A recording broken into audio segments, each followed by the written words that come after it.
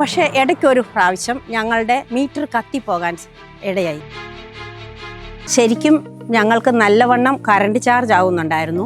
May മാസമൊക്കെ ആകുമ്പോൾ 12 രൂപ, 10 രൂപ, പിന്നെ അങ്ങനെ കുഞ്ഞുങ്ങളും കൂടെ വീട്ടിലുള്ളത് കൊണ്ട് ഭയങ്കരമായ കറണ്ട് ചാർജ് ആയിരുന്നു. അപ്പോൾ അങ്ങനെ ഇരിക്കുകയാണ് ഞങ്ങൾ 3 ഫേസ് എടുക്കാൻ വേണ്ടിയാണ് കുറുപ്പന്തറ ഇലക്ട്രിസിറ്റി ഓഫീസിൽ ചെല്ലുന്നത്.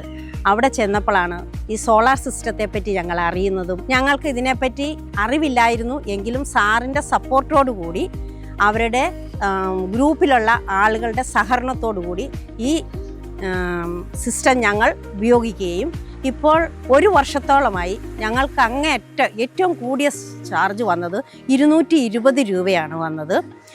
പക്ഷേ ഇടയ്ക്കൊരു പ്രാവശ്യം ഞങ്ങളുടെ മീറ്റർ കത്തിപ്പോകാൻ ഇടയായി. പക്ഷേ ഇലക്ട്രിസിറ്റിയിൽ വിളിച്ച് ചോദിച്ചപ്പോൾ പറഞ്ഞു 1.5 ആഴ്ച പിടിക്കും കുറഞ്ഞത് ആ മീറ്റർ വരാൻ.